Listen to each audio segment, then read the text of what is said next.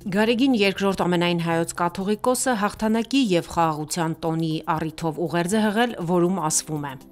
Հայրենական մեծ պատերազմում հաղթանակի հոբելյանական 80-ամյակը և Շուշիի ազատագրման ու Արցախի պաշտպանության բանակի ստեղծման տարեդարձերը նշում ենք մեր ժողովրդի համար թանկ ու կարևոր հիշատակներով։ Յուրաքանչյուր հաղթանակ ձեռք է բերվում հավատքով, անդուլ մաքարումով և փորձությունների դիմակայումով։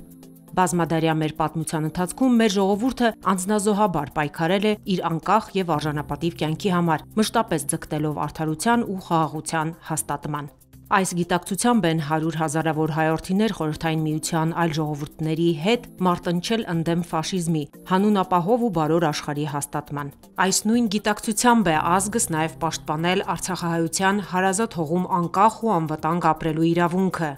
Սիրելիներ, այսօր էլ մեր ազգին ու հայրենիքին պատոհասած արհավիրքների, Արցախի հայաթափման, Հայաստանի առջև ծառացած մարտահրավերների հանդիման մենք պիտի աննկուն մնանք մեր ոգու արիությամբ, հավատքի ամրությամբ, լուսավոր ապագայի տեսիլքով և միշտ հիշենք, որ նշանակալի հաղթանակներ կերտել ենք միայն միասնականությամբ, հայրենիքի հանդեպ սիրով ու նվիրվածությամբ։ Արդ խոնարհում բերելով մեր հերոսների անմար հիշատակի առջև ներշնչվենք նրանց պայծառ օրինակով և համատեղ ջանքերով ու միմյանց սատարումով շենացնենք մեր կյանքի անդաստանը նոր ձեռքբերումներով և ազգաշեն իրագործումներով։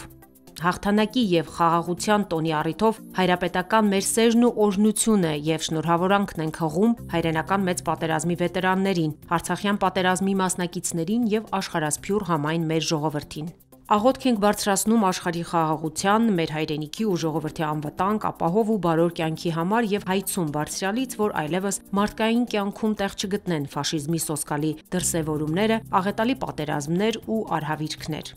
Թող հարության Տիրոջ շնորհներն ու օրհնությունը լինեն մեզ հետ այսօր և միշտ և հավիտյանս։ Ամեն։ Ասված է ամենայն Հայոց Հայրապետի ուղերձում։